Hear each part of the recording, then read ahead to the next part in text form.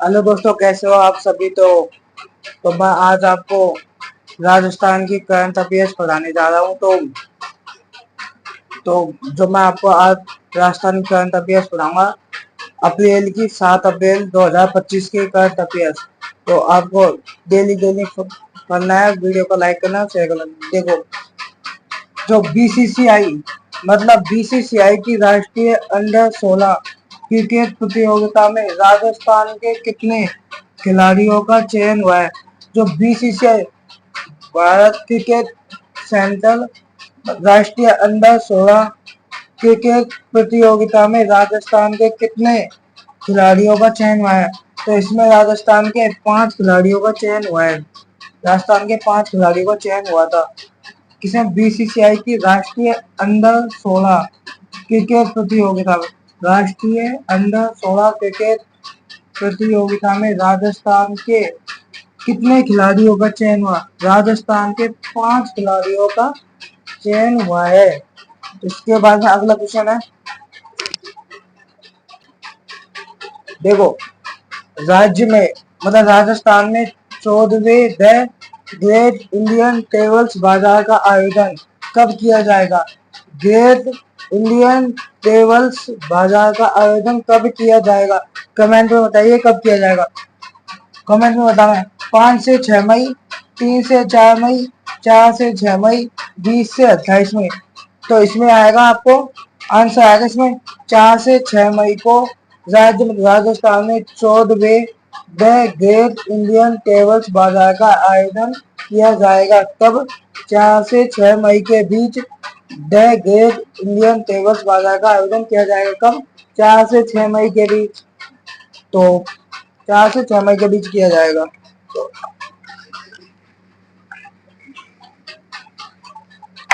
आपको daily daily current affairs मिलेगी।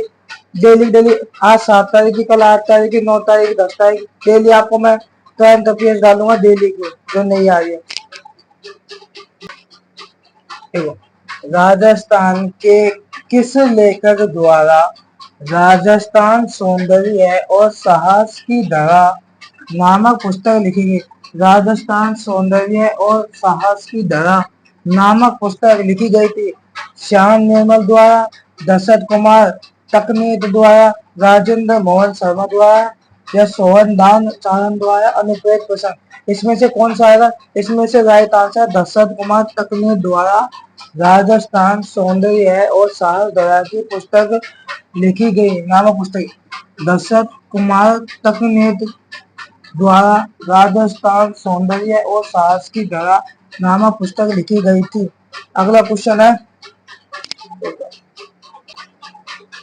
देखो, राज्य स्तर पर निरामय राजस्थान अभियान, राज्य स्तरीय निरामय राजस्थान अभियान का शुभारंभ किसके द्वारा किया गया था। जो राज्य स्तरीय निरामय राजस्थान अभियान का शुभारंभ किसके द्वारा किया गया है।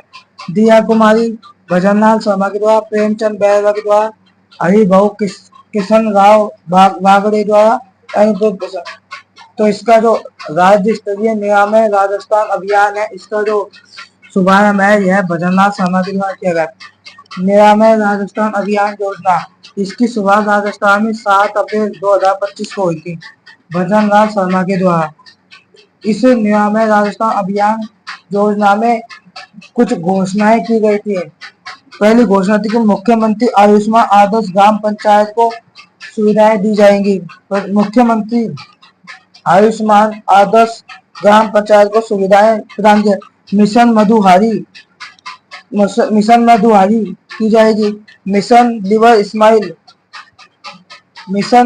स्माइल के लिए इस घोषणा जो निरामय रास्ता अभियान किस किस के लिए चला गया है। मुख्यमंत्री आयुष्मान आदर्श ग्राम पंचायत के लिए, मिशन मधुहारी के लिए, मिशन लिवर स्माइल के मिशन लिवर स्माइल के लिए, MAA योजना का मोबाइल ऐप, जो MAA योजना है उसका मोबाइल ऐप बनाया जाएगा। किसके तहत? निरामय राजस्थान अभियान के तहत। ईट राइट राजस्थान अभियान, ईट मतलब भोजन, जो खराब भोजन देते हैं, खराब भोजन मिलता है, उनके ऊपर अब भोजन को अच्छा, जो गांव में जो भोजन मिलता है, मतलब वो रसोई घर की वो आती है ना, इंदिरा गांधी रसोई घर, उसमें जो खराब भोजन था उसको अब सही अच्छा पौष्टिक भोजन दिया जाएगा इस योजना के तहत।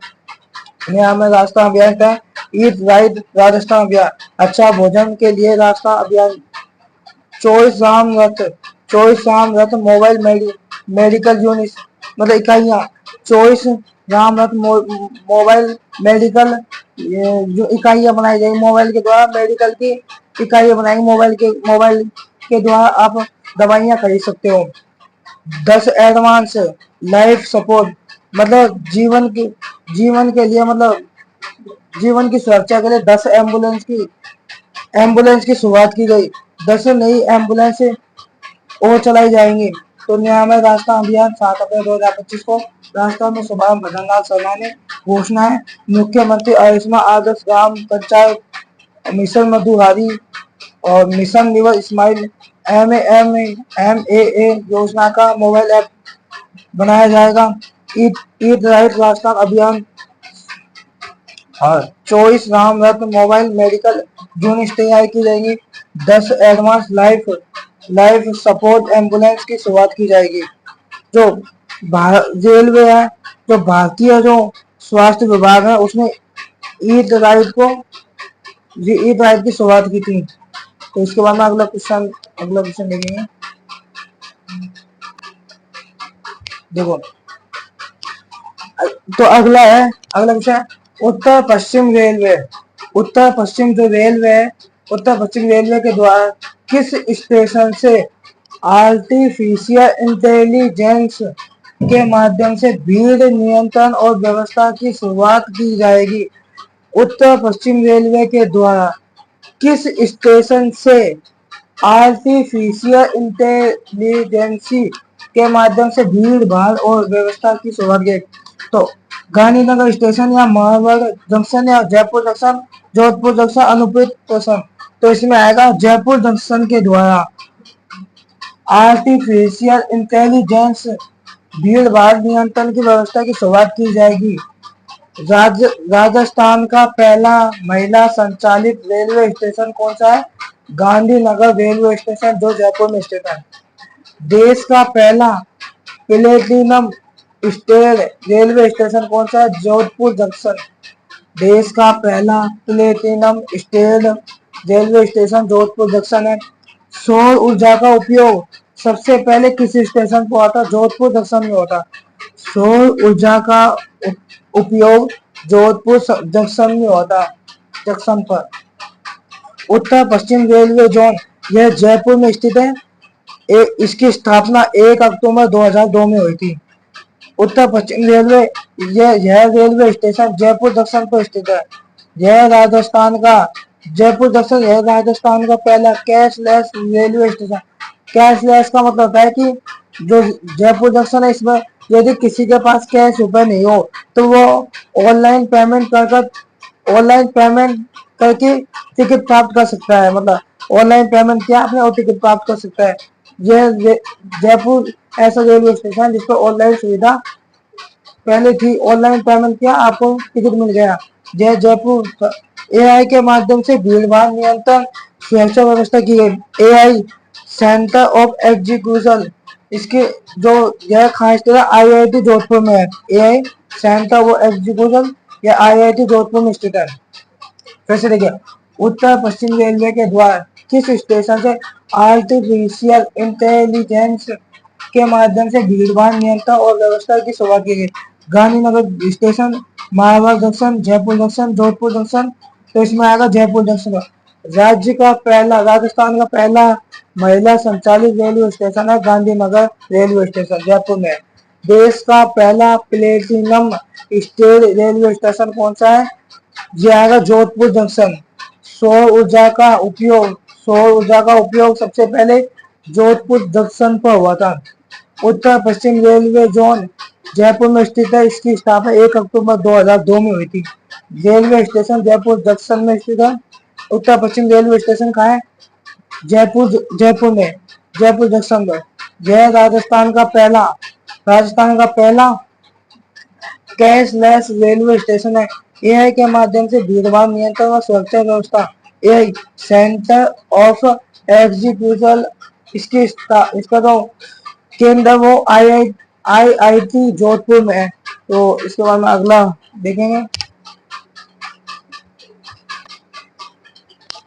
अगला है rising Rajasthan global investment summit 2024 के कितने नए औद्योगिक क्षेत्रों को विकसित करने की घोषणा की। Rising Rajasthan global investment summit के तहत 2024 में कितने नए औद्योगिक क्षेत्रों को विकसित करने की घोषणा की गई थी। इसमें आएगा 10, 18, 15, 13। तो इसमें आंसर आएगा 18 औद्योगिक क्षेत्रों को विकसित करने की घोषणा की गई है। इसके द्वारा राइजिंग राजस्थान ग्लोबल इन्वेस्टमेंट समिति 2024 के तहत इसकी जो ये राइजिंग राजस्थान ग्लोबल इन्वेस्टमेंट है, इसका उद्देश्य निवेश एवं औद्योगिक विकास एवं रोजगार वृद्धि। निवेश मतलब यदि हम इस योजना को चलाएंगे तो हमारे पास निवेश होगा, निवेश मतलब पैसा आएगा, पैसा आने वाला औद्योगिक विकास होगा, उद्योगों का विकास होगा और रोजगार में वृद्धि होगी, रोजगार के अवसर सभी को प्राप्त हो जाएंगे। Rising Rajasthan global investment summit इसका आयोजन 9, 10, 11 दिसंबर को किया गया था 2024 में। इसका आयोजन 9 दिसंबर, 10 दिसंबर, 11 दिसंबर 2024 में किया गया। इसका जो आयोजन है यह जेईसीसी सीतापुरा जयपुर में किया गया था। क्वेश्चन पूछे राइजिंग राजस्थान ग्लोबल इन्वेस्टमेंट समिति का आयोजन कहाँ किया गया था। जेईसीसी सीतापुरा जयपुर में किया गया था। इसका जो उद्घाटन है 9 दिसंबर 2024 को नरेंद्र मोदी के द्वारा किया गया था। नरेंद्र मोदी ने महाराणा प्रताप की चंदन की तलवार लेकर इसका उद्घाटन किया था। इसके जो चंदन की तलवार बनाने वाला था और उसके जो वास्तुकार थे विनोद जहांगीर थे। इसकी राइजिंग राजस्थान ग्लोबल इन्वेस्टमेंट समिति की जो घोषणा है क्या कहती है, 2030 तक राजस्थान की जो जीडीपी है 350 बिलियन डॉलर होनी चाहिए। 350 बिलियन डॉलर होनी चाहिए। 350 बिलियन डॉलर होनी चाहिए। 10 दिसंबर को प्रवासी राजस्थान दिवस मनाया जाना चाहिए। 18 औद्योगिक क्षेत्रों का विकास किया जाना चाहिए। तो एक बार देख लिया राइजिंग राजस्थान ग्लोबल इन्वेस्टमेंट समिति 2024 के कितने नए औद्योगिक क्षेत्रों को विकसित करने की घोषणा की। 18। उद्देश्य निवेश व औद्योगिक विकास एवं रोजगार वृद्धि। राइजिंग राजस्थान ग्लोबल इन्वेस्टमेंट का आवेदन 9, 10, 11 दिसंबर 2024 को हुआ। जेईसीसी सीतापुरा जयपुर में। उद्घाटन 9 दिसंबर 2024 को नरेंद्र मोदी के द्वारा किया गया। महाराणा प्रताप की चंदन की तलवार लेकर चंदन की तलवार को बनाने वाला था विनोद जहांगीर। 2030 तक राजस्थान की जीडीपी 350 बिलियन डॉलर होनी चाहिए। 10 दिसंबर को प्रवासी राजस्थान दिवस मनाया जाना चाहिए। 18 औद्योगिक क्षेत्रों का विकास होना चाहिए। तो इसके बाद में अगला है 6 तो देख लो। इसके बाद में हम